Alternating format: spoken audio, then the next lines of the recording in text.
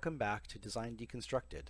This is part 2 of episode 12, where we are taking another look at the second half of chapter 6, titled The Future in Jade.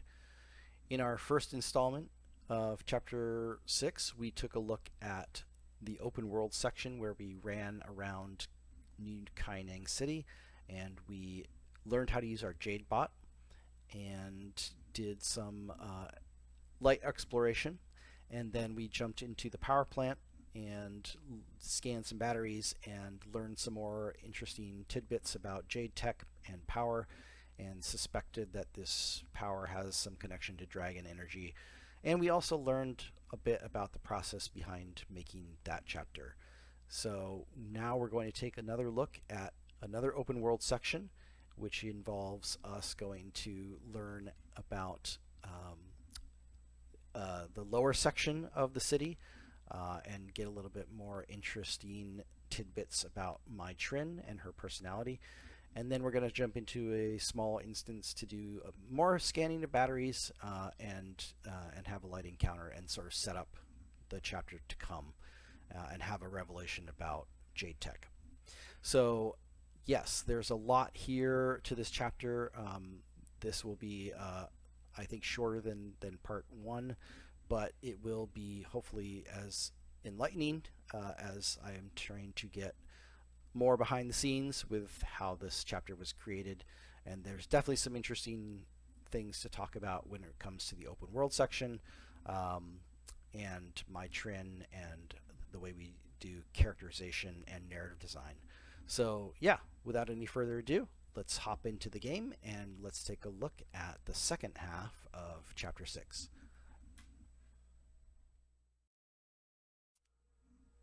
Right.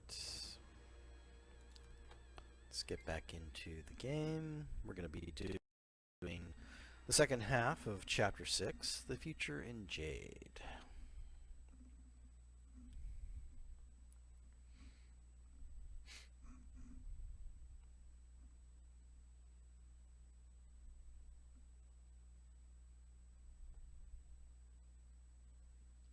This chapter is going to have another open world section followed by a small instance. Small to medium instance, I guess. I always lose sight of the scope. They were supposed to be very small instances and they kind of grew over time, as things tend to do when your game is as focused on good character development as we are. It ends up where a lot of times we end up writing more than I think we initially scope or initially plan for. It's just kind of goes with the territory. You have to be careful. Obviously, we don't want to blow ourselves out. But usually with dialogue, it's not too bad. Adding more dialogue is not the most challenging part of game development. Based on our findings, the power source of Jade tech is some kind of dragon magic composite. Something's fritzing at the Jade tech. Looking for something. Could be Anka. Or something else entirely. We need a broader data set. Yo, can you get us access to the Napui lab? Yeah, about that. These power spikes scrambled Napui's security system, so you're SOL. Hey, watch it! Stay back! Listen, I gotta tuck out. Jade Loader's about to decapitate a bystander. Good luck.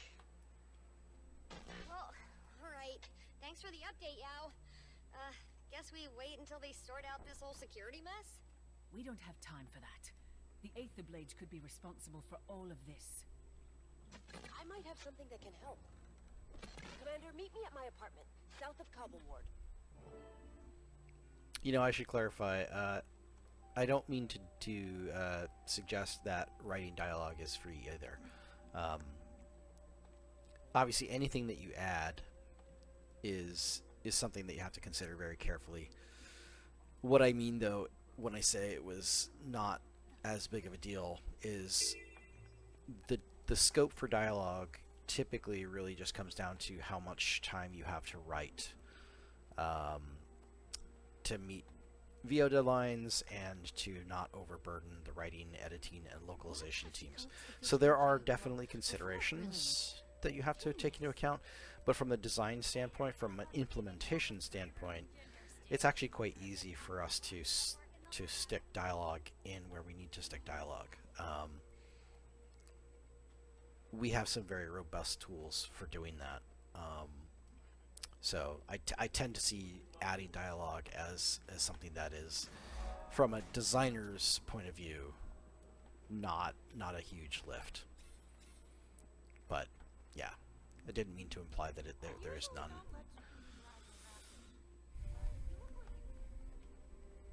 Okay.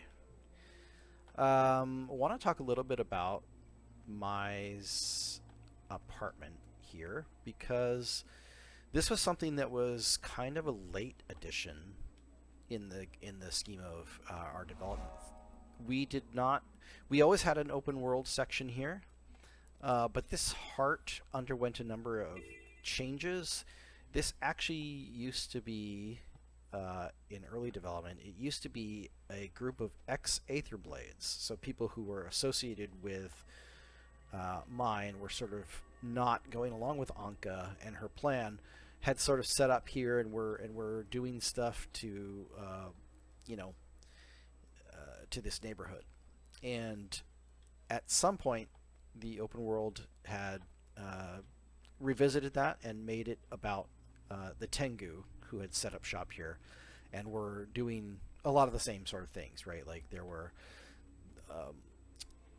still the same tasks, and it still involved you needing to get on a raptor and acquire your raptor.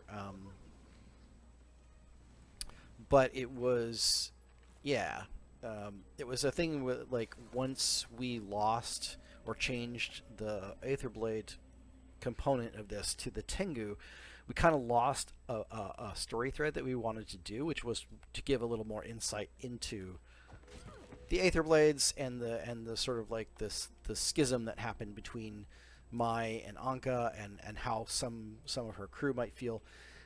But we also really felt at this point that there was a hole in the story or in the characterization of Mai Trin. We really wanted to get a little bit more time with her, and really get a sense of the relationship that she had with Anka, with her former crew, how she's feeling. You know, we did a little bit of that in the previous instance, but we really wanted to make sure that we had a good amount of time hanging out with her. So I suggested that we do this beat where we go and visit an apartment that she has, because she's been here for a while, and as we will find out later, she's been working with June, and because she's been working with June, it made sense that she would have a place to stay in the city. But she was sort of like trying to fit in and blend in as a regular citizen would.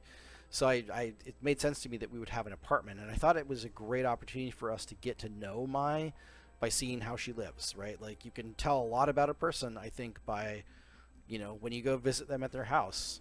You can see, and as we will see when we get into Mai's apartment, there's a lot about her that is exposed to us. So anyway, I'll talk to her. Are you going to invite me in, or? I'd love to, but apparently my shutter doors are being a little uncooperative. Maybe they don't work in a power outage. This is Tengu Town, Ms. Delacroix. Not a lot of trust in J-Tech. They much prefer steam power around here. More my style, anyway. There's an engineer in the area trying to restore power. Goes by Krex. Commander, help him get the grid back up. Aye, aye, Captain.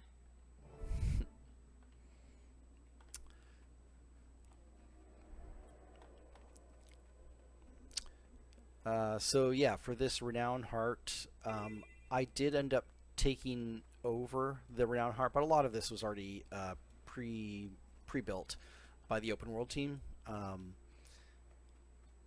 and so I really didn't have to do a whole lot here other than to sort of thread the quest through the content that was already here.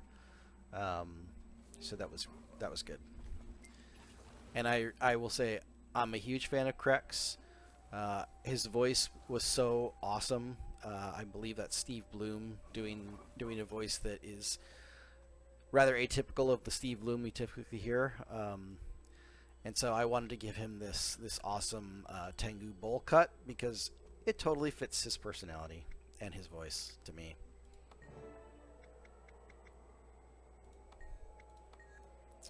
Oh, I have to go get the raptor. Yay. Cool. Now I don't have to walk slowly everywhere. Go ahead and talk to Strigaday. She'll set you up. I was having a hell of a time trying to lift up on my own. Yeah, so the content here was, you know, primarily there's definitely some overlap here with this because this renowned heart, much like, oh my goodness, sorry, I forgot I don't have super jump. I'm so spoiled by my other live character. Gotta go up here, right? Yes, that's right. Okay. Sorry. Power's back. She'll need a little more juice. Another 2 canisters should do the trick. Yeah, so just like the renowned heart in Amnoon that teaches you how to do the raptor, we wanted to do the same thing with this. You know, just have some basic jumping. We're using the same sort of thing that you did with picking up the insects in Amnoon. Oh my gosh, I totally messed that up, didn't I? Yes, I did. And replace those with malfunctioning Jade bots that you just have to kind of pass through and smack them into shape. Because that's what you do when you have technology that's not working right. You just hit it. It's a nice trope. Boy,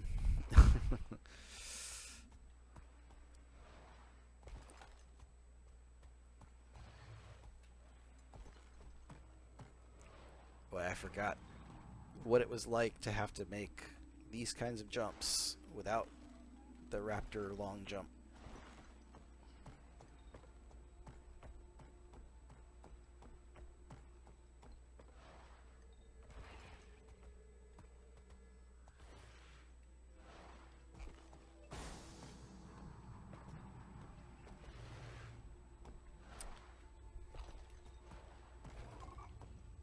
All right.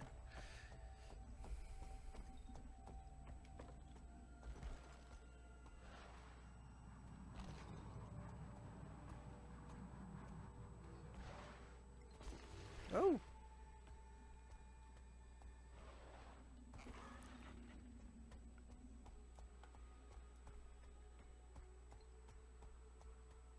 And we're in business. This better be worth it, Mai. I can smell his soup a mile back. Right.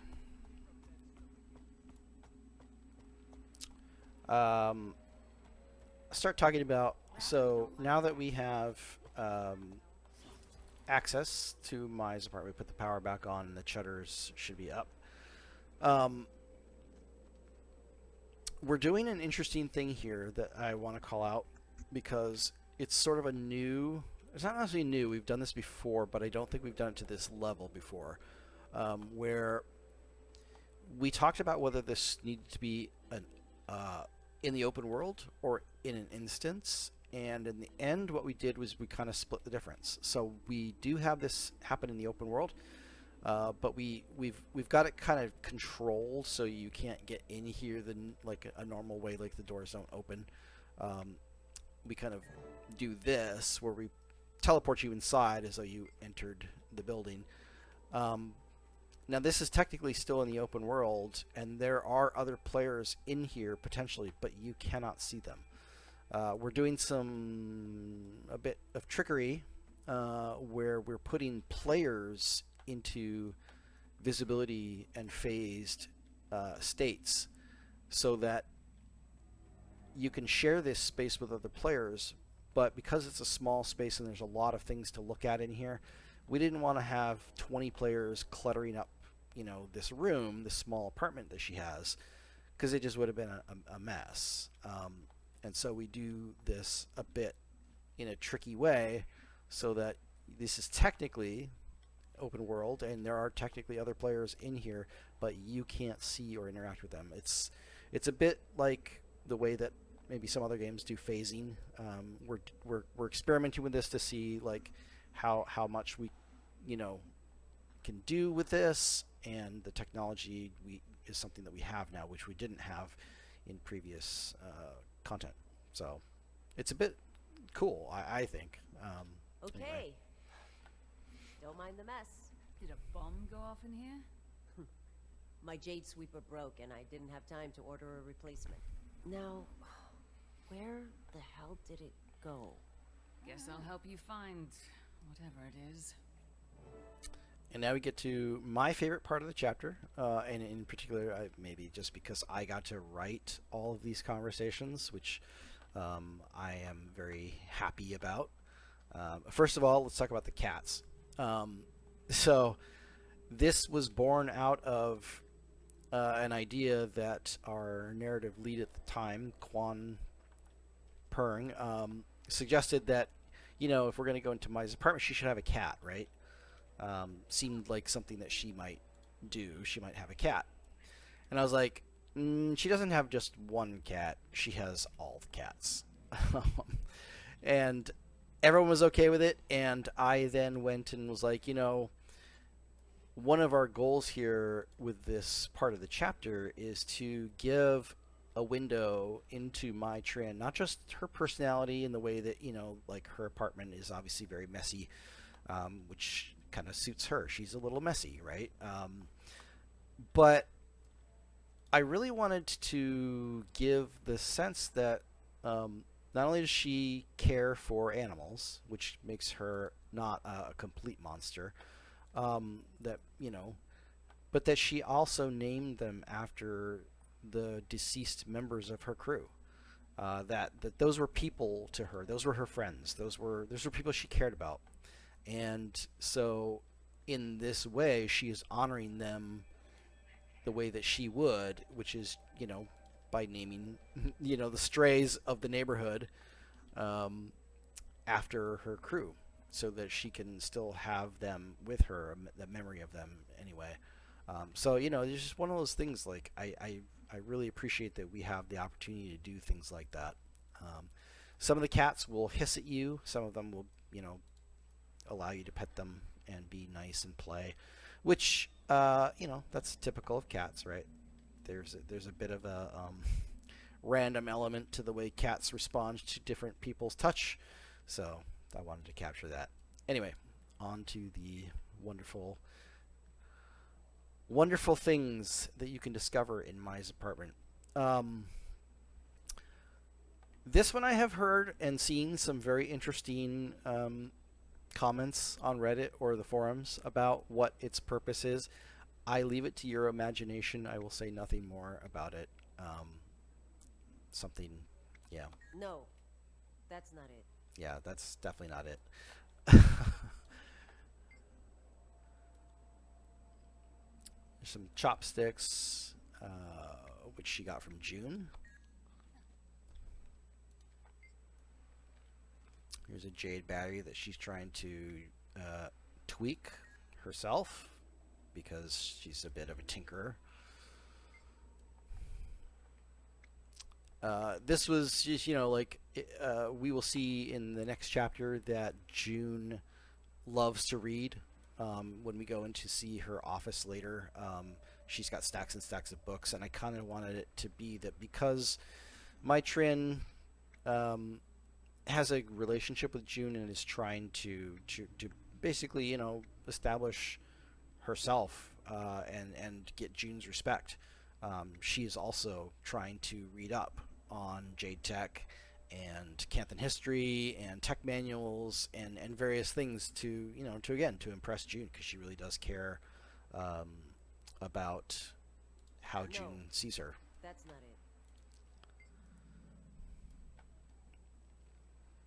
it. This was a nice little hint at what's coming in the next chapter.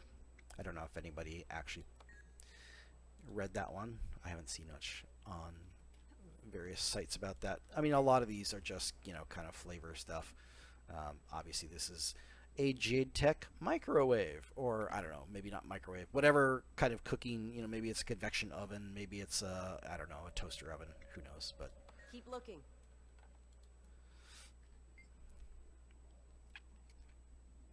I really loved the idea that Mai would actually earn an Employee of the Month award because, you know, she really was trying. She was trying very hard to impress June, and I kind of like the idea that it would have been recognized at some point.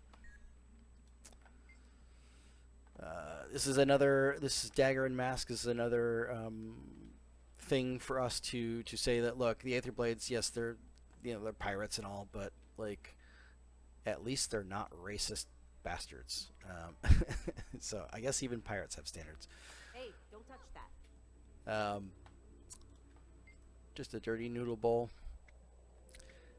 which again is a mundane thing, but it's the kind of thing where, like, yes, she is the type of person who would just leave her dish out and not bother to wash it because that's just how she is.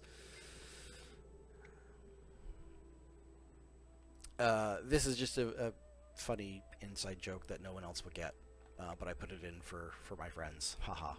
So if you're watching this, friends, you now have seen my contribution and my homage to our little joke. Cool.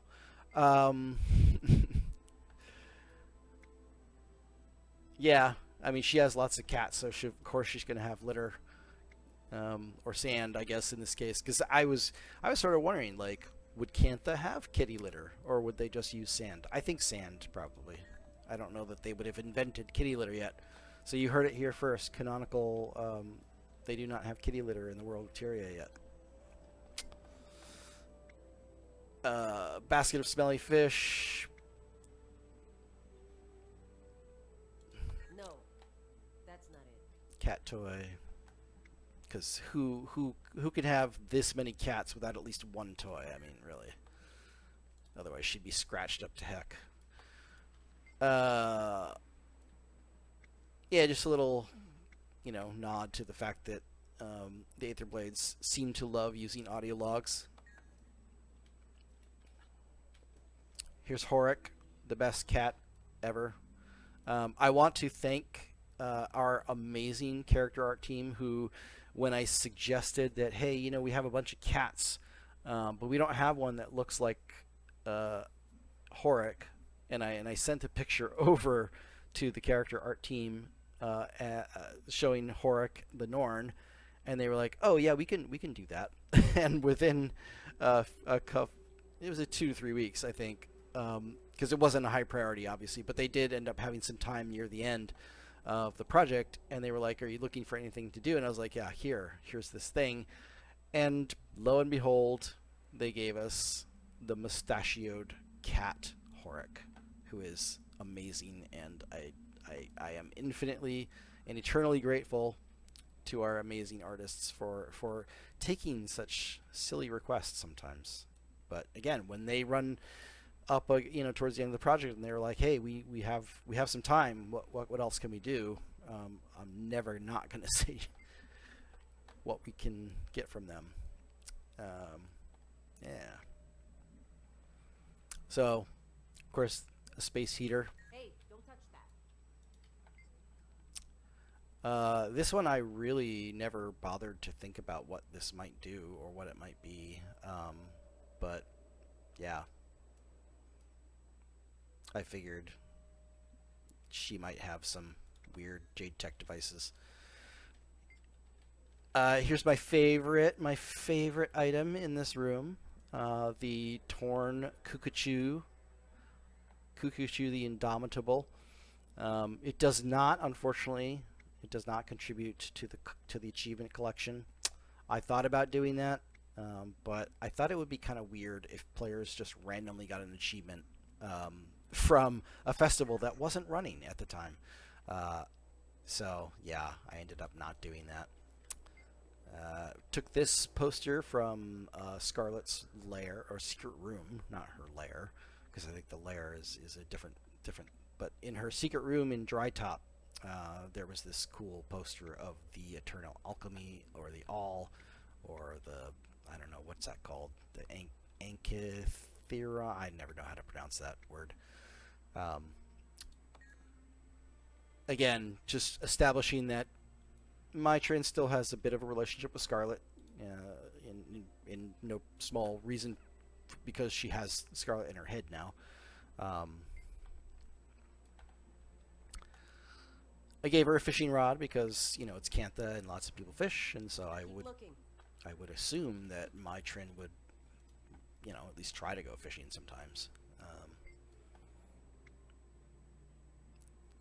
Pile of discarded tech, which shows that she has an interest in Jade tech and learning more, but maybe not so much the motivation to keep up with it. Here's the Jade sweeper that she calls out as being broken, and then lastly is the device that we're looking for. Is this what you were looking for? Yes, my Imperial security badge. That will get you through any Kaineng lab security, even during a blackout. I'm sure you acquired it through entirely legitimate means. Actually, yeah, I did. It's all I've got left that proves June used to trust me. For a little bit. I really thought I could be someone different. But you can't run from your past, can you? Anyway, take it, Commander. If it helps us stop Anka, then it's more useful in your hands. Well, thank you, Mai. I'll meet you and Jory at the lab. Cool. Yeah, I mean, this was a lot of fun. We got some great support, as I said, from our character art team. I also want to give huge compliments to Jesse Christensen, our map artist for Kaineng, who helped me set dress this whole area and make Mai's apartment look such a mess and so lived in and so full of personality.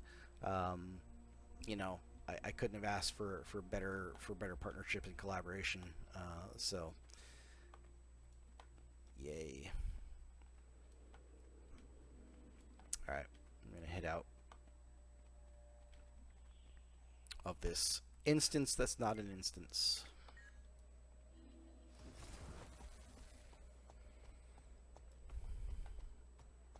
I did not talk to Jory, even though there was an optional conversation there to talk to her and get her impressions. Basically, you know, this show that she's now sort of softening her position on Mai and realizes that Mai has had plenty of opportunities to escape and has not, and, you know, really is seen a different side to the woman than what she expected or what she sort of assumed Mai would be like.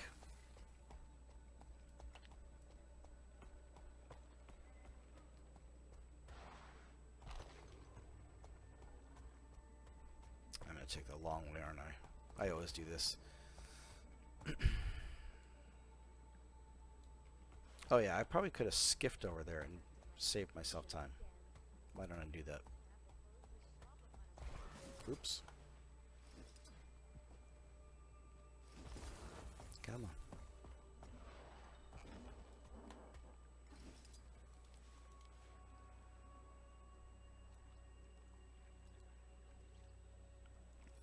This way.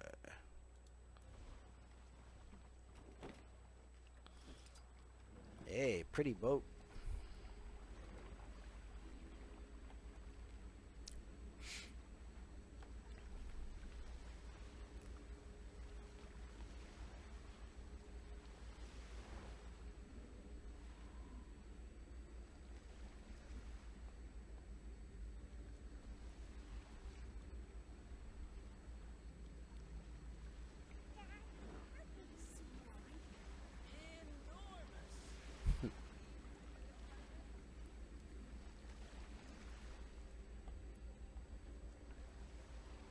Yeah, I'm skipping right to the story because, again, these videos are not specifically designed to cover all the content. But, you know, our hope for story steps like this is, you know, we put you enough, you know, distance away from If you're even listening. from the instance entry for the next part of the chapter that, you know, you'll run into content along the way. You'll have conversations, and you'll see events pop up, and ideally you stop and you do those things. I am not doing them just for the sake of time for this video. But yeah, I am not following the intended design flow here. Looking for something a little more mild? Give our Kaineng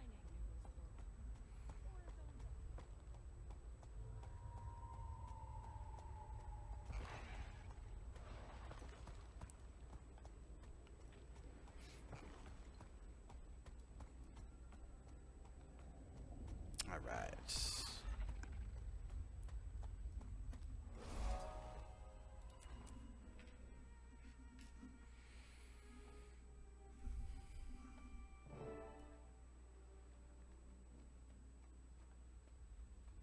Commander, Tiny caught me up.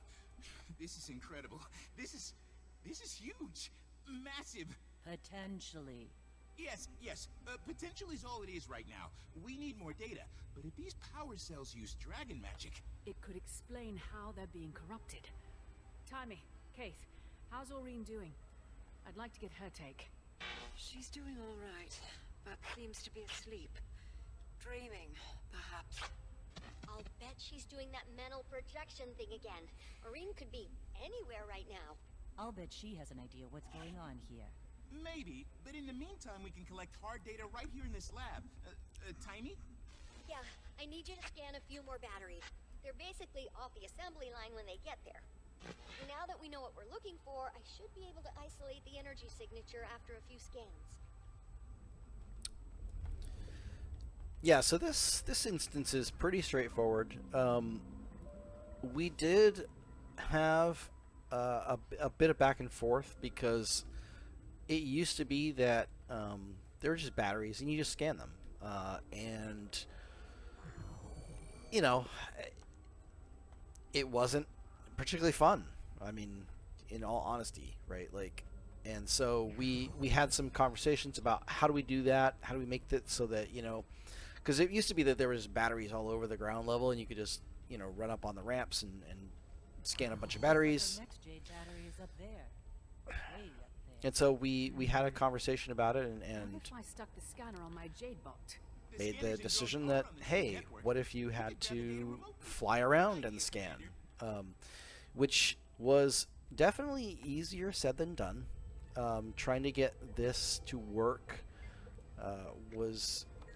it took a bit of doing, but I am super happy that we invested the time because it is really fun to be able to scoot around on your Jade bot and scan batteries. I think it's fun anyway. And again, I'm using Action Cam because Action Cam is the superior way to drive this. Evidence Anka's targeting these facilities. You were the one who pointed us here. You saying you were wrong? I know what I heard. Anka's definitely up to something. You've been working with June all these years. You had no idea she was playing around with dragon magic? I knew it had something to do with dragons. But this? No way. I made a couple of achievements for while you're in here scanning. The first one is, as you see, called duct cleaning, which trivia time. It is a reference to one of my favorite bits by the Jerky Boys.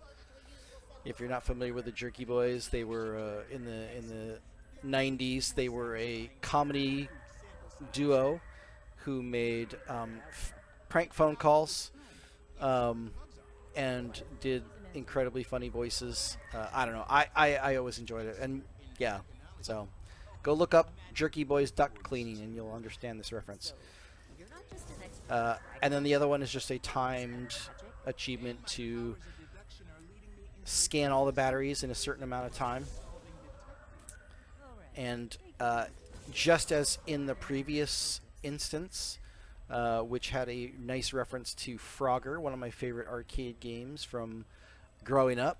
I named this one Time Pilot, which was my all-time favorite arcade game growing up. If you haven't played Time Pilot, I highly recommend going to find it. There are, I believe it's part of a number of sort of collections. I don't remember which company made it, if it was Namco or one of those other companies. I should remember that. I don't know why I don't, but yeah. Oh, I'm done scanning, that's why. Doop.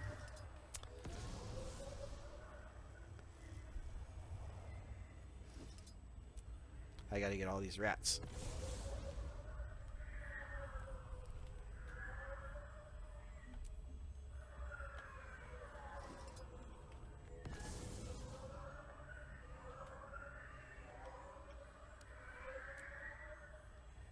Did I miss one?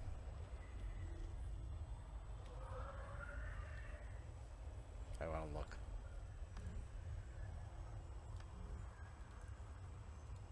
No, I've got 4 left to find. Okay.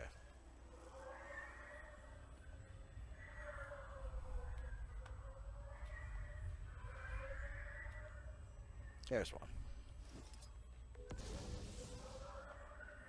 And there's another one.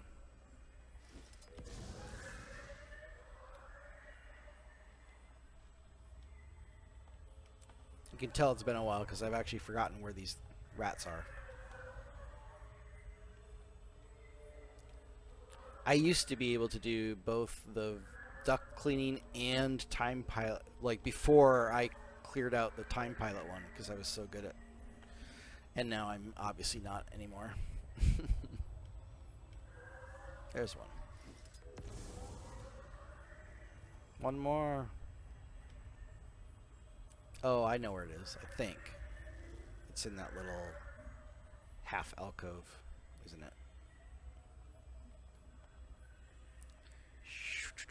Yes. Alright. Okay. Done and done. Final scan's coming through. Now I just need to compare it to... Gorik, check this. Timey? Timey, you look ill. You should... This... Timey, there's no way. I know. Somebody explain what's going on, please. Okay, so dragon magic we've seen up to this point, all of it, has been in some way combinatorial. Zaitan's magic layered with mortar moths, layered with kralks. Or it's been that, but filtered. Orion's magical signature. But the margin of error bugged me, so I called the signatures of all the dragons, even Orien. It was a perfect match. A perfect match? What does that mean? Pure dragon magic. I've made theoretical models, but never expected to see it. I think it's time we had a conversation with June. Timey. Intruder alert. Laser plate party bypassed the lockdown. No Anka. Then it's just a distraction. Timey, find June. We're about to be distracted. This is one of those times where initially I had requested that when the intruder alert goes off, that this screen would change and you would actually see a real-time sort of like projection, like a security camera footage of the Aether Blades like breaking in. Sadly, we don't have tech that can do that. So you know, it was a bit of wishful thinking on my part, but yeah, I still think that would have been cool. Maybe someday we will get picture in or like rendering in textures. I think that'd be really cool. But you know, at the same time, our engine is not exactly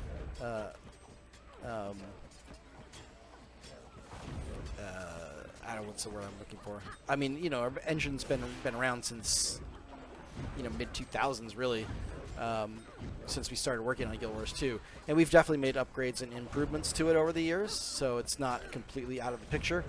But yeah, I don't know how feasible it would be. I'd have to talk to one of our graphics engineers and see whether that's something that would be capable of doing either with a shader or you know, rendering technology. I think it's probably not a super high priority for us because I don't think we would have a whole lot of use cases for it. So I don't even know, even if we could do it, it may not be worth the return on investment that it would take to have somebody get us that kind of technology.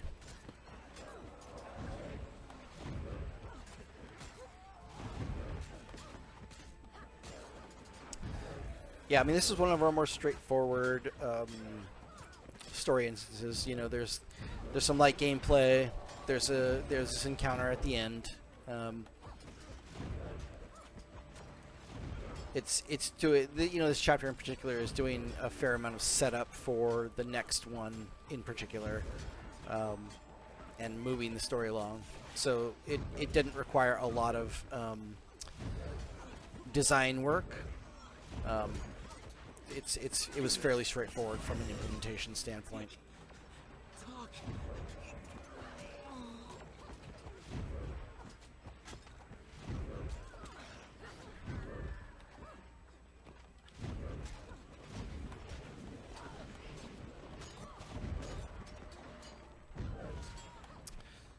Oh, we have an opportunity to show off one of the things that we had started doing.